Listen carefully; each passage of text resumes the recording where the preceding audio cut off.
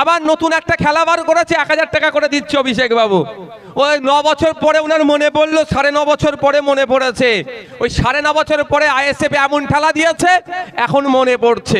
বালি চুরির টাকা কি কয়লা চুরির টাকা কি আমাদের বাড়ির ছেলেদের মেধা বিক্রির টাকা, সেটা দেখতে হবে না আমাদেরকে?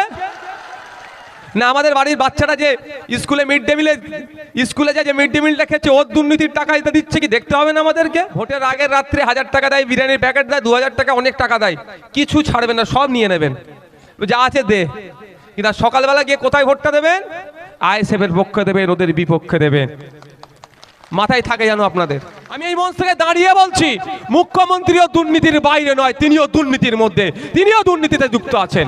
পারলে যদি ভুল বলি, পিসি না পারলে ভাইপোকে বলবেন আমার নামে মানহানি মামলা করতে।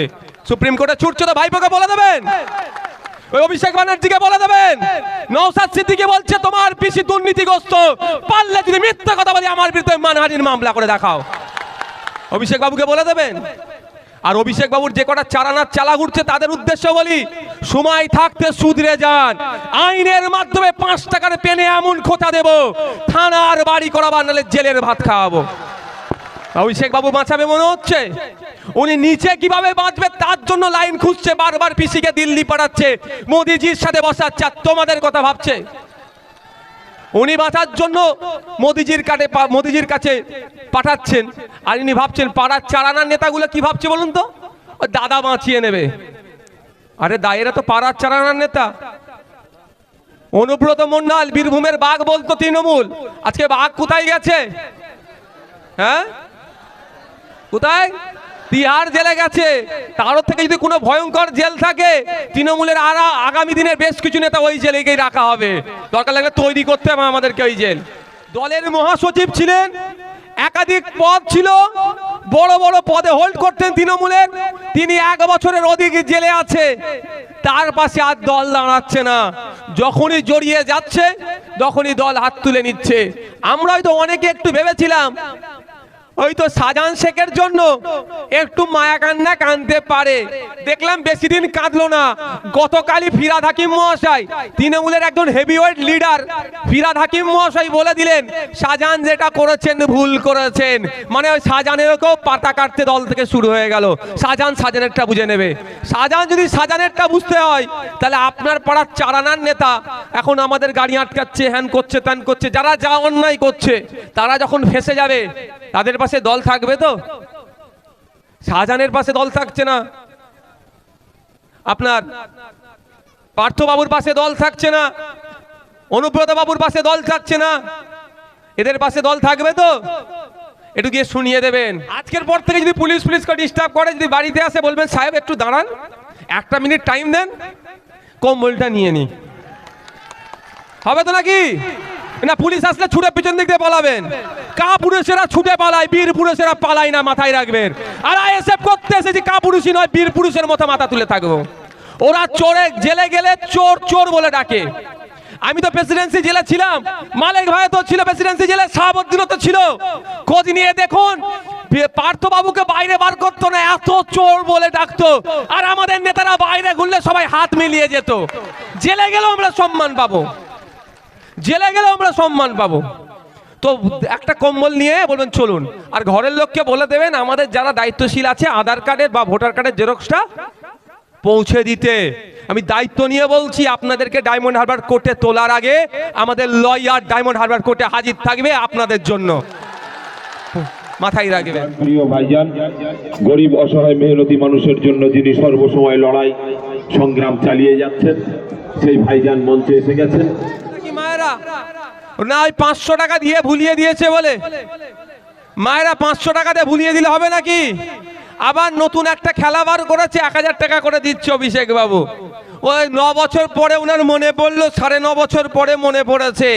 ওই 9.5 বছর পরে আইএসএফ এমন ঠেলা দিয়েছে, এখন মনে পড়ছে। এটা যদি সরকারের পক্ষ থেকে অভিষেক বাবু দিয়াতে ব্যবস্থা করত, আমি সিরিয়াস বলছি, এই জায়গায় দাঁড়িয়ে অভিষেক বাবুকে আমি ধন্যবাদ জানাতাম। যদি এটা সরকারের পক্ষ থেকে দেওয়া হতো, সরকারের পক্ষ থেকে দেওয়া হলে কি লাভ হতো? এটা কন্টিনিউ চলতো, এটা বন্ধ হতো না। এটা অভিষেক বাবু নিজের কাছ থেকে দিচ্ছেন, বা কিভাবে দিচ্ছেন পরে জানা যাবে, আরটিআই করলেই পাওয়া যাবে। সময় আমরা আরটিআই করব। তো কথা হচ্ছে ছাড়ার কোনো জায়গা নেই। বালি চুরির টাকা কি কয়লা চুরির টাকা কি আমাদের বাড়ির ছেলেদের মেধা বিক্রির টাকা, সেটা দেখতে হবে না আমাদেরকে? না আমাদের বাড়ির বাচ্চারা যে স্কুলে মিড ডে মিলে স্কুলে যে মিড ডে মিলটা খেচ্ছে ওর দুর্নীতির টাকা এটা দিচ্ছে কি দেখতে হবে না আমাদেরকে? সেটা তো করবো আর সময় আরটিআই। তো বলছি এটা শুধু ভোটের চমকের জন্য এটা করা হচ্ছে, ভোটের জন্য তড়িঘড়ি দিচ্ছে। ভোট মিটলো আর না মিটলো দেখার দরকার নেই, উনি জিতলেন কি হারলেন দেখার দরকার নেই, ভাব ভুলে যাবেন। তাই আপনাদের বলবো যা দিচ্ছে কিন্তু ছাড়া যাবে না, ছাড়া যাবে না। ও আপনার টাকা আপনাকে ফিরিয়ে দিচ্ছে, তো মাথায় রাখবেন কিছুই ছাড়া যাবে না। ভোটের আগের রাত্রে 1000 টাকা দেয়, বিরিয়ানির প্যাকেট দেয়, 2000 টাকা, অনেক টাকা দেয়, কিছু ছাড়বেন না, সব নিয়ে নেবেন, যা আছে দে। কিন্তু সকালবেলা গিয়ে কোথায় ভোটটা দেবেন? আইএসএফ এর পক্ষে দেবেন, ওদের বিপক্ষে দেবেন, মাথায় থাকে জানো আপনাদের। আজকে আমরা কি কারণে উপস্থিত হয়েছি? দুর্নীতি অপশাসন যেটা চলছে, যেখানেই তৃণমূল কংগ্রেস সেখানেই দুর্নীতিকে দেখতে পাচ্ছি, আর যেখানেই দুর্নীতি সেখানেই তৃণমূল কংগ্রেসের উপস্থিতি দেখতে পাচ্ছি। আর পিসি ভাইপোতে কেউ কোনো অংশে বাদ যাচ্ছে না, রেসারেসি করছে দুজনের মধ্যে, কে বড় আগে যেতে পারে আগে দেখ আমার না। মুখ্যমন্ত্রীর নিজের দপ্তর গ্রুপ ডি, মুখ্যমন্ত্রীর নিজের দপ্তরের মধ্যে পড়ে গ্রুপ ডি নিয়োগের ক্ষেত্রে দুর্নীতি হয়েছে এ অভিযোগ উঠেছিল। কলকাতার রাজপথে মাতঙ্গিনী হাজরার মূর্তির পদতলে অবস্থান বিক্ষোভ হয়েছিল, আমি ওখানে গিয়ে উপস্থিত হয়েছিলাম। ওখানে গিয়ে একটা কথা বলেছিলাম, মুখ্যমন্ত্রীর নিজের দপ্তর যদি দুর্নীতি মুক্ত হয় উনি প্রেস কনফারেন্স করে একটু বলুক যে গ্রুপ ডি এ যে নিয়োগ হয়েছে সেই নিয়োগে কোনো দুর্নীতি হয়নি। আজ 6 মাস 8 মাস হয়ে গেল, এখনো কিন্তু শুনতে পেলাম না যে মুখ্যমন্ত্রী এ বিষয়টা বলছেন যে তার দপ্তরে নিয়োগে কোনো দুর্নীতি হয়নি।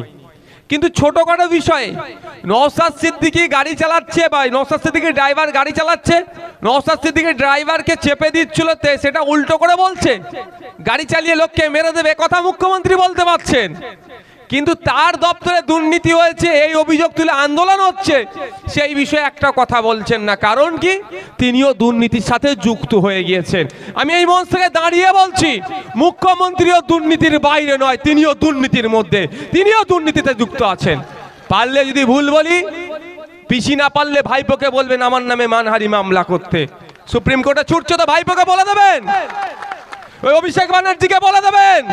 নওশাদ সিদ্দিকী বলছে তোমার পিসি দুর্নীতিগ্রস্ত, পারলে যদি মিথ্যা কথা বলি আমার বিরুদ্ধে মানহানির মামলা করে দেখাও, অভিষেক বাবুকে বলে দেবেন। আর অভিষেক বাবুর যে কটা চারানার চালা ঘুরছে তাদের উদ্দেশ্যে বলি, সময় থাকতে শুধরে যান, আইনের মাধ্যমে 5 টাকার পেনে এমন খোঁচা দেব, থানার বাড়ি করাবার নাহলে জেলের ভাত খাওয়াবো। অভিষেক বাবু বাঁচাবে মনে হচ্ছে, উনি নিচে কিভাবে বাঁচবে তার জন্য লাইন খুঁজছে, বারবার পিসিকে দিল্লি পাঠাচ্ছে, মোদিজির সাথে বসাচ্ছে, আর তোমাদের কথা ভাবছে। উনি বাঁচার জন্য মোদিজির কাছে পাঠাচ্ছেন, আর উনি ভাবছেন পাড়ার চারানার নেতাগুলো কি ভাবছে বলুন তো, দাদা বাঁচিয়ে নেবে। আরে দায়েরা তো পাড়ার চারানার নেতা। অনুব্রত মণ্ডল বীরভূমের বাঘ বলতো তৃণমূল, আজকে বাঘ কোথায় গেছে? হ্যাঁ কোথায়? তিহার জেলে গেছে। তার থেকে যদি কোনো ভয়ঙ্কর জেল থাকে তৃণমূলের আগামী দিনের বেশ কিছু নেতা ওই জেলেকেই রাখা হবে, দরকার লাগলে তৈরি করতে হবে আমাদেরকে ওই জেল। বাঘের জন্য অনেক কথা বলছিল, অনেক মায়া কান্না কাঁদছিল। যখন রাত্রে খবর পেলাম জ্যোতিপ্রিয় বাবুর বাড়িতে ইডি গিয়েছে, দীর্ঘক্ষণ তল্লাশি চলছে, মমতা ব্যানার্জি তখন মনে পড়ে গিয়েছিল জ্যোতিপ্রিয় বাবুর সুগার আছে, বলছে সুগার বেড়ে গেলে বিপদ হয়ে গেলে ছাড়বো না। এখন তো জেলের মধ্যে আছে, কই জ্যোতিপ্রিয় বাবুর একবারও নাম তো মমতা ব্যানার্জি মুখে নিচ্ছেন কি? উল্টে আমার কাছে প্রুফ আছে, আমাদের শ্রীরামপুরের এমপি উনি বলছেন জ্যোতিপ্রিয়র বিষয় জ্যোতিপ্রিয় বুঝে নেবে। অনুব্রত মণ্ডল বাবু যখন অ্যারেস্ট হয়েছিলেন তখন 1 মাস পর্যন্ত তার পরিবারের সাথে এই কলকাতার কোনো বাবু অর্থাৎ বড় নেতারা তার পরিবারের সাথে যোগাযোগ করেনি। আজকে পার্থ চ্যাটার্জি মহাশয় দলের মহাসচিব ছিলেন, একাধিক পদ ছিল, বড় বড় পদে হোল্ড করতেন তৃণমূলের, তিনি 1 বছরের অধিক জেলে আছে। তার পাশে আর দল দাঁড়াচ্ছে না। যখনই জড়িয়ে যাচ্ছে তখনই দল হাত তুলে নিচ্ছে। আমরা হয়তো অনেকে একটু ভেবেছিলাম হয়তো শাহজাহান শেখের জন্য একটু মায়া কান্না কাঁদতে পারে, দেখলাম বেশি দিন কাঁদলো না। গতকালই ফিরাদ হাকিম মহাশয়, তৃণমূলের একজন হেভিওয়েট লিডার ফিরাদ হাকিম মহাশয় বলে দিলেন শাহজাহান যেটা করেছেন ভুল করেছেন। মানে ওই শাহজাহানেরকেও পাতা কাটতে দল থেকে শুরু হয়ে গেল। শাহজাহানেরটা বুঝে নেবে। শাহজাহান যদি শাহজাহানেরটা বুঝতে হয় তাহলে আপনার পাড়ার চারানার নেতা এখন আমাদের গাড়ি আটকাচ্ছে, হ্যান করছে, ত্যান করছে, যারা যা অন্যায় করছে তারা যখন ফেসে যাবে তাদের পাশে দল থাকবে তো? শাহজাহানের পাশে দল থাকছে না, আপনার পার্থবাবুর পাশে দল থাকছে না, অনুব্রত বাবুর পাশে দল থাকছে না, এদের পাশে দল থাকবে তো? একটু গিয়ে শুনিয়ে দেবেন, আপনাদের একটু জানিয়েও দিই। অনেক ক্ষেত্রে দেখছি আমাদের ছেলেদের নামে অনেক মিথ্যা কেস দিয়ে অনেককে পুলিশকে দিয়ে অ্যারেস্ট করাচ্ছে। পুলিশের প্রতি আমার ব্যক্তিগত কোনো রাগ নেই ভাই, আমার কোনো পুলিশের প্রতি রাগ নেই, আগে জানিয়ে দিই আপনাদের। যেটা বলছি পুলিশকে দিয়ে অ্যারেস্ট করাচ্ছে, আমি আপনাদের বলে রাখি ওই আজকের পরে দেখবেন একটু হয়তো ডিস্টার্ব বাড়তে পারে। আচ্ছা জেল খাটতে প্রস্তুত কারা? একটু হাত তুলে দেখান তো। মায়েরা কি জেল খাটবেন না? মায়েরা সবাই প্রস্তুত তো? আপনাদের ভয়টা একটু কাটিয়ে দিই। আজকের পর থেকে হয়তো দেখবেন মিথ্যা কেস দিয়ে পুলিশকে দিয়ে একটু ডিস্টার্ব করাবে শীতকালের সময়। আপনারা দেখেছিলেন কদিন আগে আমাকে কলকাতায় একটা থানায় ডেকেছিল, আমি গিয়েছিলাম, ব্ল্যাঙ্কেট নিয়ে গিয়েছিলাম, দেখেছিলেন তো? আমাকে ভাই শীতটাকে একটু মানে শীত আমাকে একটু বেশি লাগে। বিশ্বাস নেই এদেরকে, মমতা ব্যানার্জি বা উপর থেকে কোনো নির্দেশ দেবে আপনাকে থাকতে হবে, আমি কেমন কম্বল নিয়ে চলে গেছিলাম, থাকতে বললে আমি থেকে যাব, কি আছে? তো আপনাদের বলি আজকের পর থেকে যদি পুলিশকে ডিস্টার্ব করে, যদি বাড়িতে আসে বলবেন সাহেব একটু দাঁড়ান, একটা মিনিট টাইম দেন, কম্বলটা নিয়ে নি, হবে তো নাকি? না পুলিশ আসলে ছুটে পিছন দিক দিয়ে পালাবেন। কা পুরুষেরা ছুটে পালায়, বীর পুরুষেরা পালায় না, মাথায় রাখবেন। আর আইএসএফ করতে এসেছি কা পুরুষই নয়, বীর পুরুষের মতো মাথা তুলে থাকবো। ওরা চোরে জেলে গেলে চোর চোর বলে ডাকে। আমি তো প্রেসিডেন্সি জেলে ছিলাম, মালিক ভাই তো ছিল প্রেসিডেন্সি জেলে, শাহাবুদ্দিনও তো ছিল। খোঁজ নিয়ে দেখুন পার্থ বাবুকে বাইরে বার করতো না, এত চোর বলে ডাকতো। আর আমাদের নেতারা বাইরে ঘুরলে সবাই হাত মিলিয়ে যেত। জেলে গেলেও আমরা সম্মান পাবো, জেলে গেলেও আমরা সম্মান পাবো। তো একটা কম্বল নিয়ে বলবেন চলুন, আর ঘরের লোককে বলে দেবেন আমাদের যারা দায়িত্বশীল আছে আধার কার্ডের বা ভোটার কার্ডের জেরক্সটা পৌঁছে দিতে। আমি দায়িত্ব নিয়ে বলছি, আপনাদেরকে ডায়মন্ড হারবার কোর্টে তোলার আগে আমাদের লয়ার ডায়মন্ড হারবার কোর্টে হাজির থাকবে আপনাদের জন্য, মাথায় রাখবেন, মাথায় থাকবে জানো।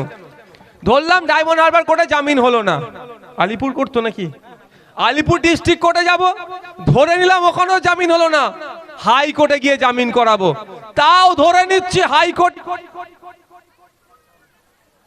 হ্যালো, ধরে নিচ্ছে হাইকোর্টেও হলো না, সুপ্রিম কোর্টে গিয়ে জামিন করিয়ে আমার ভাইকে মালা পরিয়ে বাড়িতে নিয়ে আসবো আমরা। আমাদের কর্মীদের আবেগই আমাদের কাছে বড়। কলকাতায় 1000 লোকের সমাবেশ করার পারমিশন দিয়েছিল, কিন্তু আমরা দেখলাম আমার কোন ভাইটাকে ছাড়বার কোন ভাইটাকে ডাকবো। আমার কর্মীরা আবেগও যেরকম, জেলার নেতৃত্বদের আবেগকেও আমরা কোনোভাবে যেমন উপেক্ষা করতে পারি না, আমাদের কর্মীদের আবেগকেও আমরা উপেক্ষা করতে পারবো না। এবারও তো প্রায় 1005 আমার মায়েরা কলকাতা যাবে বলে প্রস্তুত নিয়েছিল, কোন মাকে আটকে বারণ করবার, কোন মাকে ডাকবো, সেই জন্য টোটালটা আমরা বন্ধ রেখেছিলাম। আমাদের কর্মীদের আবেগের কাছে আমরা পরাজিত হয়েছি, আর বারবার আপনাদের আবেগের কাছে আমরা পরাজিত হতেও প্রস্তুত আছি। আমি আপনাদের বলে রাখি, জামিন তো করাবো, জামিন করিয়ে কি ছেড়ে দেবো নাকি? কি মনে হচ্ছে ছেড়ে দেবো? মিথ্যা কেস কদিন চলবে? কদিন চলবে? 2 বছর, 4 বছর, খুব বেশি হলে 5 বছর। 5 বছর পরে কেস ডিসমিস। আমার যার নামে কেস দিয়েছে সে কি হবে? খালাস। তারপরে কি ছেড়ে দেবো নাকি? ওকে দিই যে না, যে দাদা দিদির কথা শুনে, অভিষেক ব্যানার্জি বা মমতা ব্যানার্জির কথা শুনে আমাদের ভাইদের নামে মিথ্যা কেস দিয়েছে, আমরা অভিষেক ব্যানার্জি মমতা ব্যানার্জিকে দেখবো না। যে আমার ভাইয়ের নামে মিথ্যা কেস দিয়েছে তার নামে মানহানির মামলা ঠুকবো। দু রকম হয়, একটা সিভিলে হয়, একটা ক্রিমিনালে হয়। একটা ক্ষতিপূরণ হয় আর একটা জরিমানা জেল হয়। দেখবো ব্যাটাটা যদি অর্থশালী হয়, বিত্তশালী হয়, ওকে দেবো জেলের মামলা। আর যদি গরিব মানুষ হয়, চর্বি বেশি, ওর দেবো ক্ষতিপূরণ, অর্থের মামলা দেব। বুঝতে পারছেন তো? ও বড় লোক হলে ওকে জেল খাটাবো, আর ও গরিব হলে ওর উপর আমি কষান মানে টাকার ফাইন মারবো। এই মামলা করব, ছাড়বো না। আমরা আইন হাতে তুলে নেব না। যদি কেউ আইন হাতে তুলে নেয়, তার পাশে আইএসএফ যেমন থাকবে না, আর যে আইনকে মান্যতা দিয়ে চলবে তার জন্য সর্বোচ্চ আইনের লড়াই লড়তে আইএসএফ প্রস্তুত আছে। সুতরাং ভয় পাওয়ার কোনো জায়গা নাই, ভয় আপনারা পাবেন না। ধমকে চমকে বেশি দিন আটকে রাখা যায় না।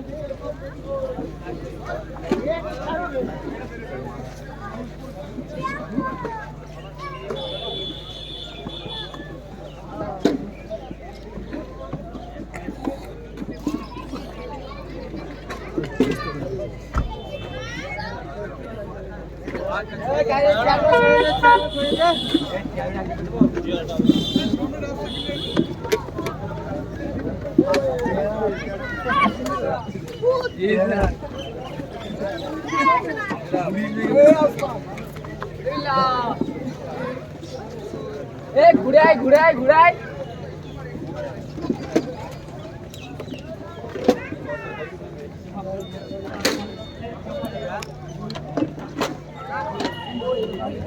গোটা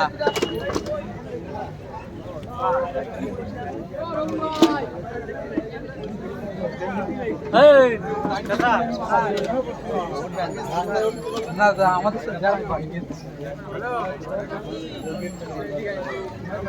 গাড়ি ছাপছে।